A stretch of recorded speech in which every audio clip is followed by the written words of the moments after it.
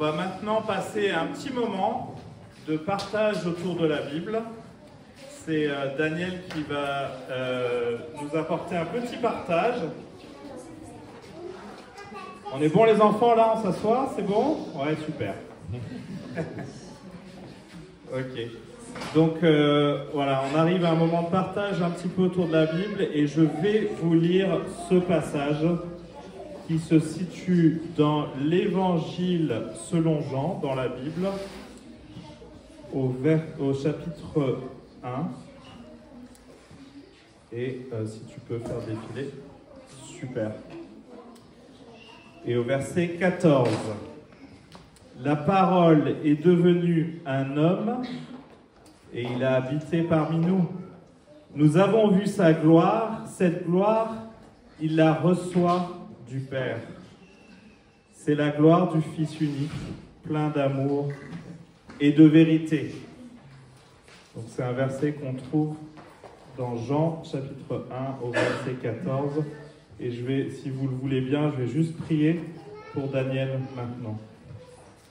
Seigneur, merci encore parce que tu es la parole devenue homme. Merci, comme nous l'avons chanté, pour cette humilité que tu es venu dans cette étable il y a 2000 ans pour nous sauver, Seigneur. Seigneur, aide-nous maintenant à entendre avec nos oreilles, Seigneur, à entendre à ce que tu as à nous dire, que tu nous parles aussi dans notre cœur. Et bénis Daniel, et Seigneur, que tu puisses parler à travers lui aujourd'hui. En ton nom, Jésus. Amen. Merci Tim. Joyeux Noël. Bonjour à tous, je suis Daniel, je suis l'un des pasteurs ici à l'église Croix-Rousse. Et nous sommes très heureux que vous puissiez être avec nous aujourd'hui. Je pense que c'est la deuxième fois que j'ai prêché avant le déjeuner, donc c'est un peu différent pour moi. Mais je voudrais vous poser une question ce matin. Avez-vous déjà un stéréotype de quelqu'un que vous n'avez jamais rencontré? Et quand vous l'avez enfin rencontré cette personne, en fait, il n'était pas du tout, ou elle n'était pas du tout comme vous l'avez imaginé. Par exemple, moi, si vous entendez l'accent bien, je viens des États-Unis. Et donc, j'imagine quand vous avez tous des préjugés bons, j'espère bons, ou mauvais, sur moi en tant qu'Américain.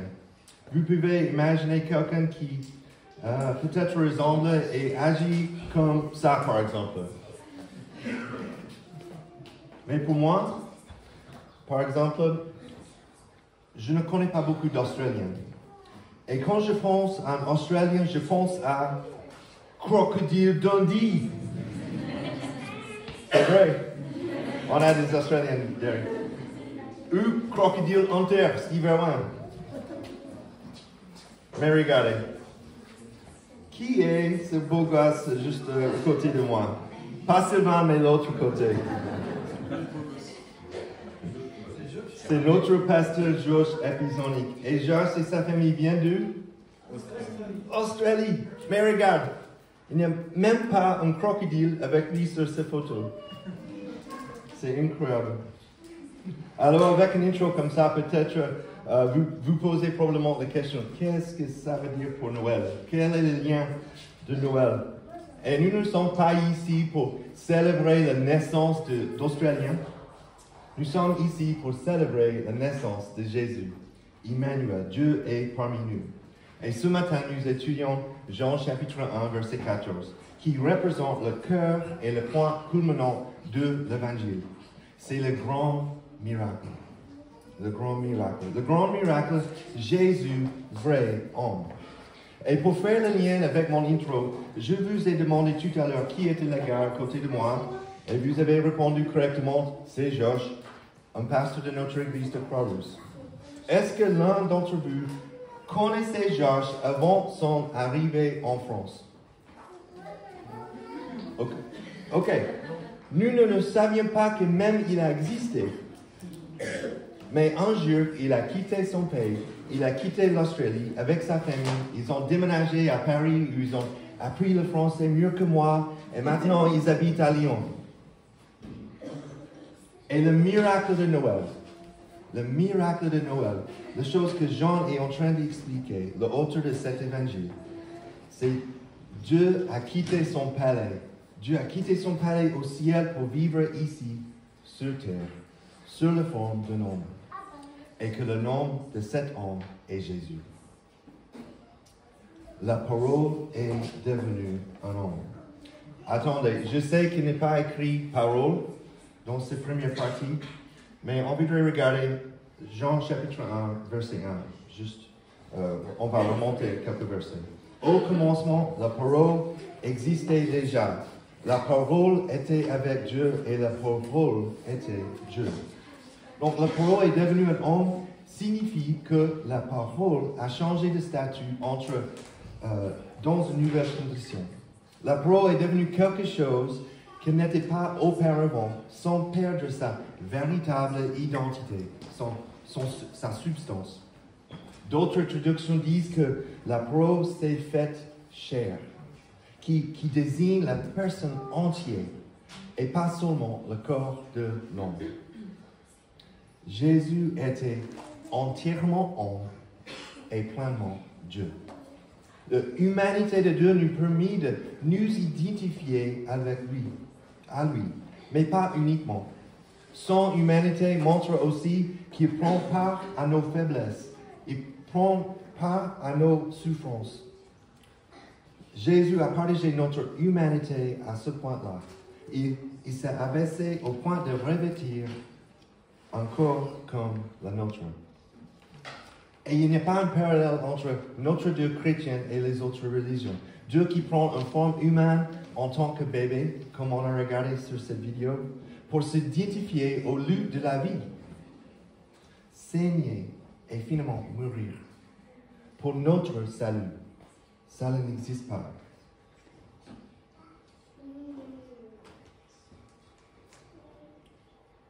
La crèche nous parle énormément parce que cette vie sur la terre est difficile, n'est-ce pas? Et si la crèche nous parle, c'est que dans cette vie compliquée, où on souffre, on râle, où on encaisse, on se sent seul, même pendant Noël. Et que dans cette période de fête, quand c'est compliqué dans la famille, pour plusieurs personnes de vous, Jésus est venu nous rejoindre.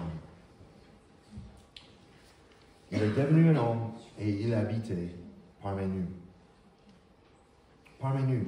Comme nous l'avons dit, Josh a quitté l'Australie pour France. Pourquoi sa famille, regarde mes enfants, pourquoi sa famille, ils ont quitté leur pays en Australie? Pourquoi ils sont arrivés ici? Est-ce que quelqu'un sait? Est-ce que ce sera difficile d'être un témoin en France s'ils étaient restés en Australie? Qu'est-ce que vous pensez? Ça sera difficile? Même en Skype, peut-être. Je pense oui. Connaître-vous vraiment Josh et sa famille s'ils n'avaient pas déménagé ici à Lyon et s'ils n'étaient pas dans votre église de maison? Qu'est-ce que vous pensez? Josh et sa famille comptent pour nous parce qu'ils ont planté leur tente ici à Lyon et ils servent et partagent de bonnes nouvelles de Jésus. Jean dit que Dieu, le Créateur, a quitté son pays au ciel et est descendu sur terre en la personne de Jésus-Christ. Dieu a déménagé dans le quartier. Et l'allusion est faite par ce verset à l'époque dans l'Ancien Testament où la présence de Dieu était localisée dans le tabernacle au milieu du camp d'Israël.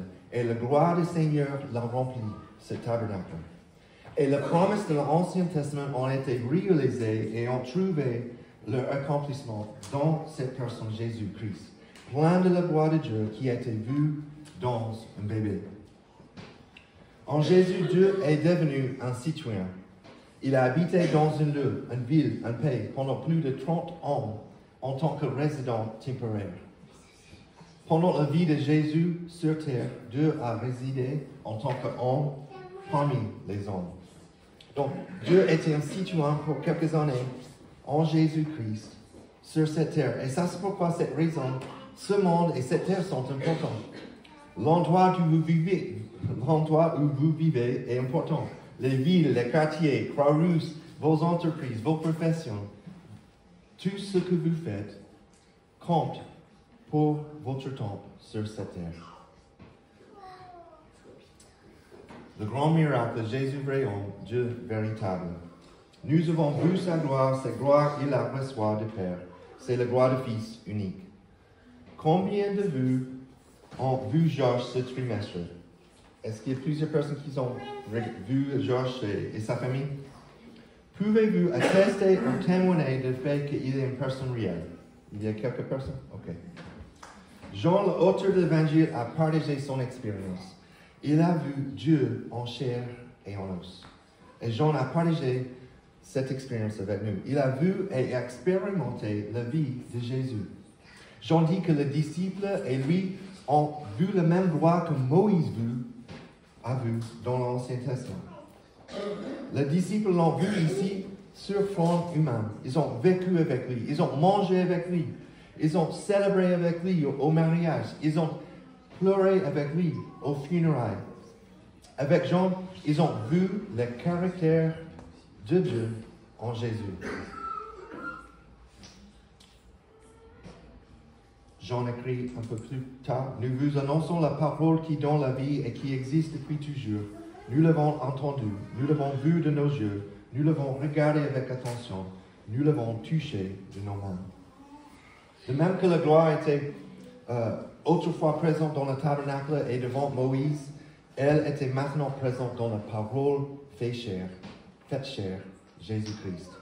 Jean souligne l'importance et le caractère de Dieu qu'on trouve en Jésus-Christ, unique de la parole, qui est venu du Père et de la gloire qu'ils ont vu venir aussi du Père.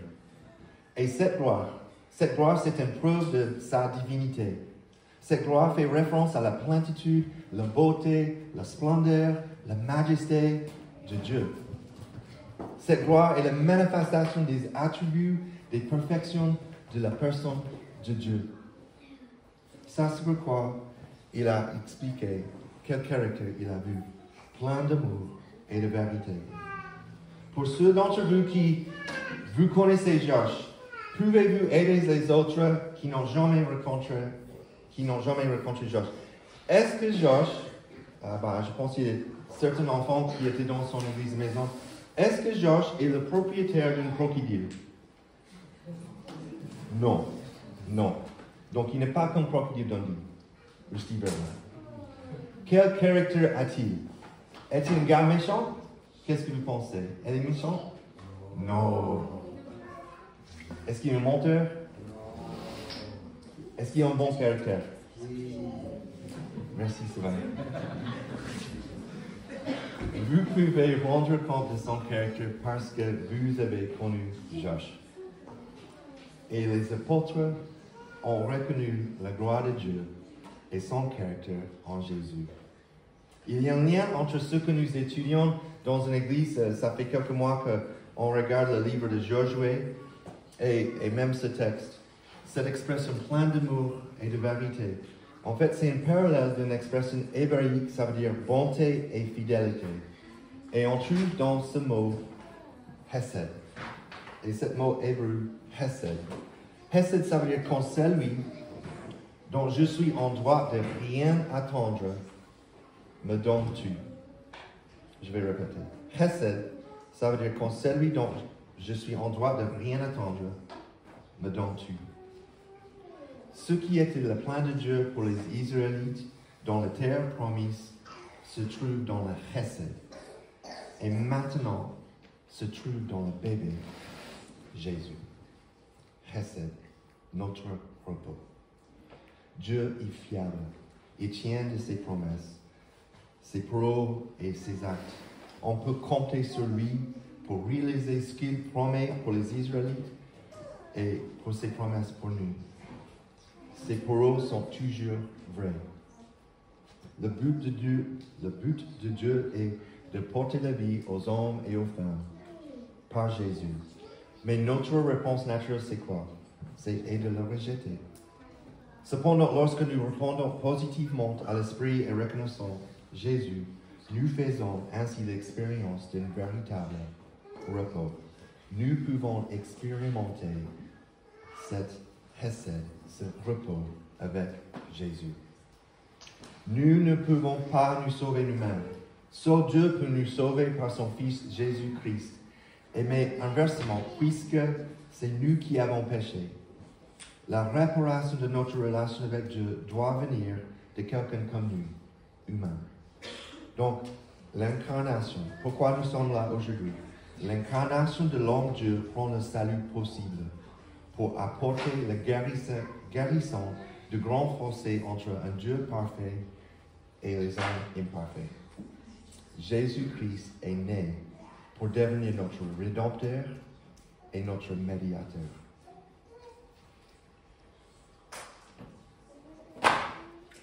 Ce matin, pour ceux d'entre vous qui n'ont jamais rencontré Josh et qui sont ici, vous avez un choix. Car vous en savez un peu plus sur Josh. Est-ce que Josh existe? Il n'est pas ici. Est-il un bon gars avec un bon caractère? Peut-être vous ne l'avez jamais rencontré. Pouvez-vous faire confiance au témoignage de ceux qui sont ici, qui l'ont rencontré et qui peuvent expliquer qui il est?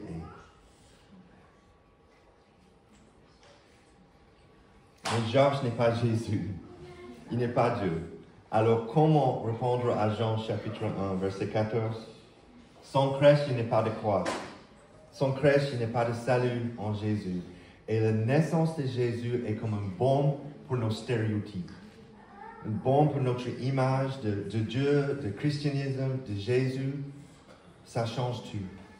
C'est un vrai miracle. Le grand miracle. Jésus vrai homme, Dieu véritable. Le calendrier commence pour l'Église, en fait, en novembre-décembre. C'est bizarre, mais le calendrier commence pour l'Église avec la saison de l'Avent et la naissance de Jésus. Et peut-être pour vous, cette saison pourrait être le début d'une réflexion sur les fausses idées que vous avez ou vous professez de Noël ou de Jésus. En plus, cette saison pourrait être le début ou le renouvellement d'une relation personnelle avec le Christ. L'invitation à la vie chrétienne est simple. C'est un appel différent de celui d'autres religions.